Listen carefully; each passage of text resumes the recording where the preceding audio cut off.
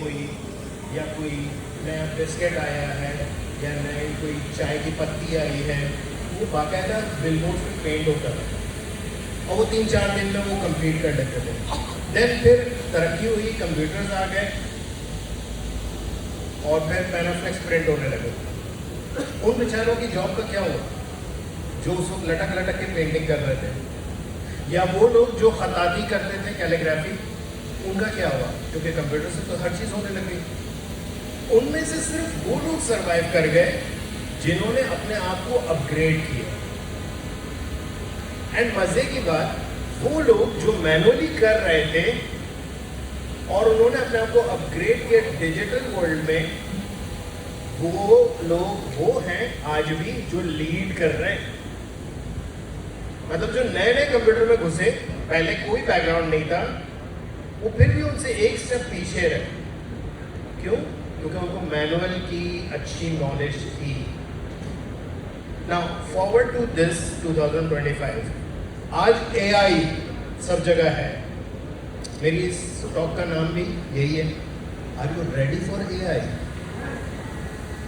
सो अब देखें, for example, एक बच्चा है जिसको अंग्रेजी बिल्कुल नहीं आती, उसको हमने बता दिया कि जी स्कूल का ऐसे लिखना है ना, ChatGPT पे जाओ लिखवा लो। उसने लिखवा के जैसी तैसी उसने लिख के दी, डबल डैशेस लगे हुए हैं और बहुत कुछ, बड़ा देखते ही लग जाता है कि ChatGPT का कमाल है। उसने जाकर के कॉपी पेस्ट मार दिया, डन। डू यू थिंक कि वो उसने कोई बड़ा काम किया? ChatGPT से जब भी आप काम लेते हैं, इट इज़ नेसेसरी कि आप उसको प्रूफ रीड करें, उसको ह्यूमनाइज करें, क्योंकि वो ह्यूमनाइज नहीं होता जो ChatGPT आपको रिजल्ट देगा। तो मतलब क्या हुआ? आपको पहले अंग्रेजी आनी चाहिए, तब आप ChatGPT से मैक्सिमम आउटपुट ले सकते हो। Now come to this designing, photography, film making.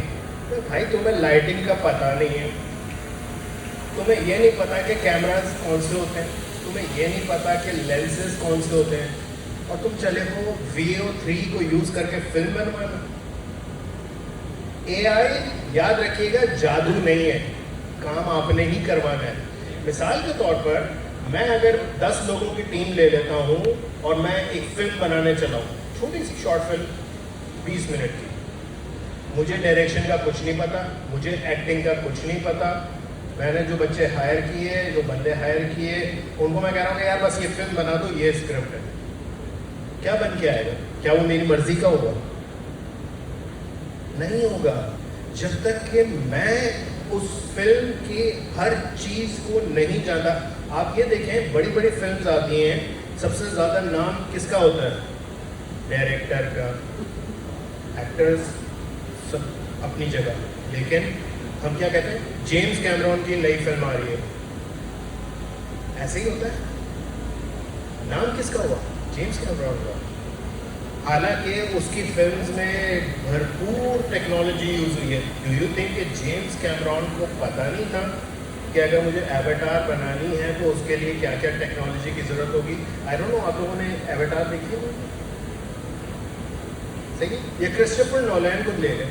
Christopher Nolan का एक ख़ास तरीक़ेकार है, डिफरेंट टाइप के विंटेज लेंसेज यूज़ करके। बैटमैन अगर आप लोगों ने मूवी देखी हो, बहुत ही डिफरेंट उसका तरीक़ेकार है। क्रिस्टोफर नोलन अगर कोई फिल्म बनाता है तो वो उस दौर में जाकर उस चीज़ को समझ करके चीज़ बनाता है।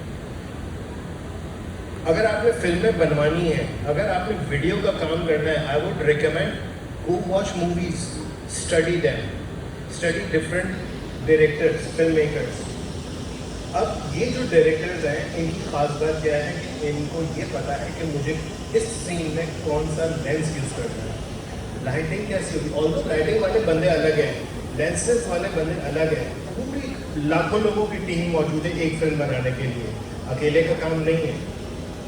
लेकिन करवाने वाला तो वही है जो डायरेक्टर है। इवन हमारे यहाँ पाकिस्तान में आ जाए, अगर एक छोटी सी शॉर्ट फिल्म टीवी कमर्शियल बन रहा है, तो जो अच्छे डायरेक्टर्स हैं वो अपने क्रिएटिव वाले टीम को बाकायदा कलर पैलेट देते हैं कि जी ये कलर पैलेट में ये सीन शूट होना है। अब थोड़ी देर के लिए ये सारे लोगों को हटा दिया जाए। अब आपके पास है एआई। बात वही है, काम आप करवा रहे हैं लोगों से नहीं, एआई से। अगेन किस चीज़ की ज़रूरत है?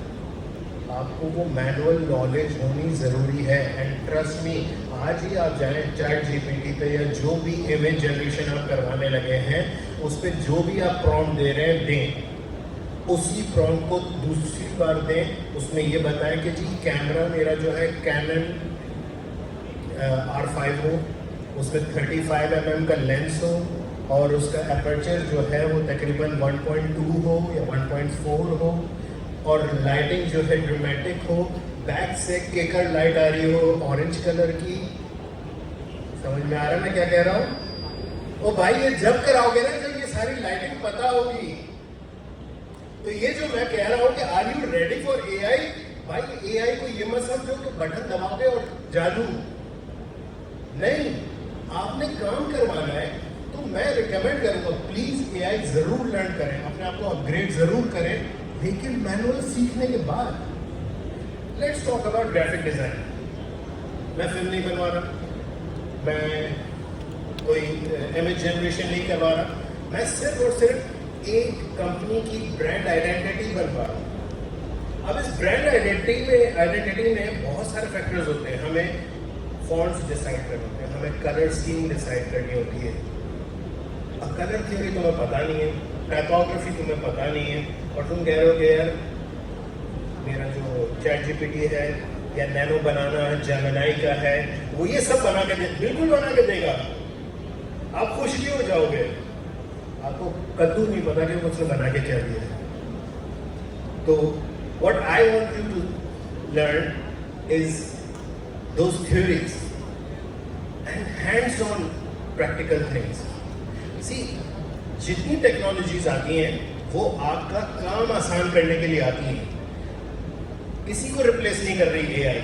ट्रस्ट मी, आपके सबके दिलों में यह है कि मुझे आए दिन डेली तकरीबन 2-3 मैसेजेस आपको पहले तो बहुत ज़्यादा आ रहे थे, अब 2-3 मैसेजेस जरूर आते हैं, सर क्या ग्राफिक डिजाइनिंग सीखनी चाहिए क्योंकि अब तो एआई आ गया। नहीं सीखो। जो ये सवाल कर रहा है उसको तो मैं ये कह रहा हूँ, हाँ नहीं सीखो, घर में बैठे और बंद करके आप खुद सोचो थोड़ी देर के लिए कि यार आपके अकाउंट्स एआई देख रहे हैं, आपके फाइनेंसेस एआई देख रहे हैं, आपके कंटेंट क्रिएशन एआई देख रहा है, ये वो हर चीज को एआई देख रहा है। तो आप क्या लिहाफ ओढ़ के घर में सोने के लिए पैदा हो?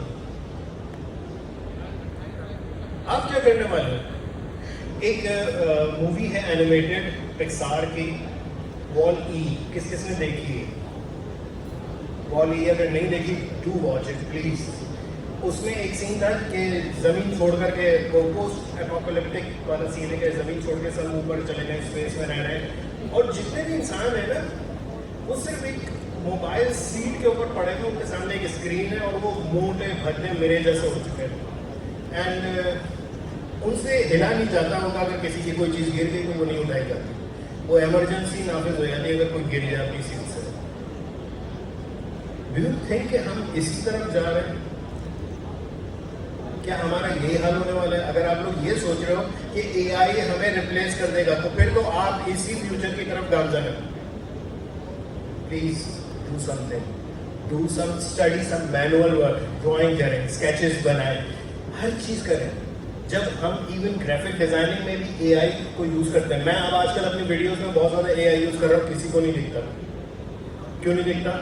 क्योंकि मैं तो आइडिया उससे ले रहा हूँ, उसमें बाकायदा डिस्कस करता हूँ कि यार अगर मैं ये चीज करूँ तो क्या होगा, क्या इम्पैक्ट होगा। मेरी ये वाली वीडियो में इतने टाइम ड्यूरेशन पे ऑडियंस रिटेंशन गिर गई, मुझे बताओ क्या गलती है, वो मुझे बताता है, मैं उसको अगली बार सही करता हूँ। सही है, इस तरह की हेल्प लो। लेकिन काम तो मैंने ही करना है ना।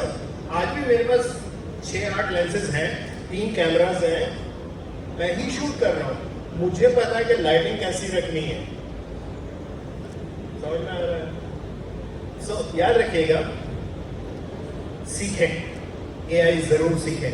Before that learn manual stuff. देखें, एआई सीखने के बाद हर कोई आगे बढ़ने वाला है।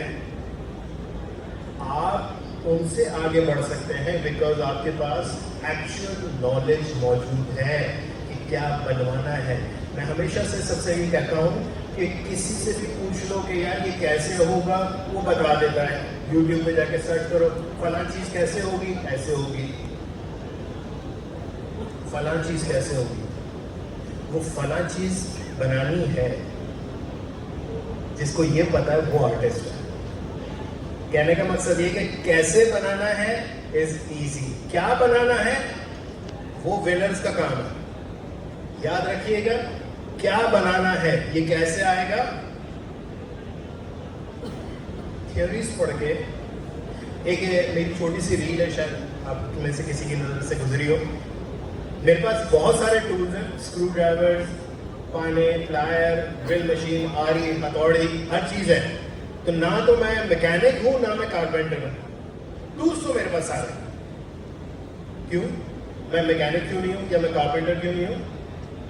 क्योंकि मुझे वो टूल्स यूज करना आते हैं, लेकिन उन टूल्स को यूज करके कुछ बनाना सॉरी नेवर। सो अगर मुझे कोई ला करके लकड़ी दे दे कि इमरान भाई इसकी कुर्सी बना दो, पता नहीं क्या बना दो। हाँ, लेकिन अगर एक कुर्सी मेरे सामने आती है कि इमरान भाई ये थोड़ी हिल रही है, इसको थोड़ा सा सेट कर देंगे, वो मैं करता हूँ। सही है। तो मैं ना तो कारपेंटर हूँ ना मैं मैकेनिक हूँ, मैं सिर्फ और सिर्फ एक ऑपरेटर हूँ टूल्स का। तो अगर आप लोग भी फोटोशॉप, इलस्ट्रेटर सीख गए और आप कहते हैं कि ग्राफिक डिजाइनर कर दूँ, आप जब तक ग्राफिक डिजाइनर नहीं हो, जब तक आपको ये नहीं पता कि क्या बनाना है और ये क्या बनाना है किस तरह से सीखेंगे। जल्दी से मैं अपनी ये टॉक खत्म करूंगा। छोटी सी टिप, आजकल फैशन चल रहा है बैगी पैंट्स का, बैगी शर्ट्स का, ड्रॉप शोल्डर, ऐसे ही है। किसी ने आपको ख्वाब में बताया था? नहीं, आपने लोगों को देखा। जितना देखते हो उतना सीखते हो। तो अब अगर ग्राफिक डिजाइनिंग करनी है तो ग्राफिक डिजाइनर्स के फैन बनो, किसी को फॉलो करो, उसकी केस स्टडीज करो। फॉर एग्जाम्पल अगर आपको एक्टिंग का शौक है तो मैं रिकमेंड करूंगा कि किसी एक्टर को फॉलो करो, देखो वो किस तरह की फिल्मों में एक्टिंग कर रहा है, समझो, उसकी फिल्में देखो। ऐसे ही तो जब ग्राफिक डिजाइनिंग की बात आती है तब ये गूगल की हद तक क्यों महदूद रह जाते हो, या पिंटरेस्ट पे जाकर के कोई अच्छा सा डिजाइन देख करके छाप लो। नहीं, अपने रोल मॉडल्स बनाए, ढूंढे अच्छे ग्राफिक डिजाइनर्स को, उनको फॉलो करें, देखें वो क्या क्या चीज़ें कर रहे हैं। बहुत सारे ग्राफिक डिजाइनर्स अपनी डिजाइनिंग की केस स्टडीज शो करते हैं, उससे सीखें कि क्या स्ट्रगल्स की, क्या प्रॉब्लम्स आया, उसका सोल्यूशन कैसे निकला। याद रखिएगा, डिजाइनर सिर्फ एम्बेलिशमेंट का काम नहीं होता, सिर्फ चीज़ों को सजाने का काम नहीं होता। We are solution providers. कुर्सी एक सोल्यूशन है। प्रॉब्लम क्या था? इंसान खड़े खड़े थक जाता था, पत्थर पर बैठना वॉज नॉट कंफर्टेबल, तो किसी ने एक सोल्यूशन निकाला, कुर्सी बनाई। कुर्सी इज अ डिजाइन। डिजाइन याद रखिएगा एक सोल्यूशन होता है and nothing else. Thank you. ये देख सकते हैं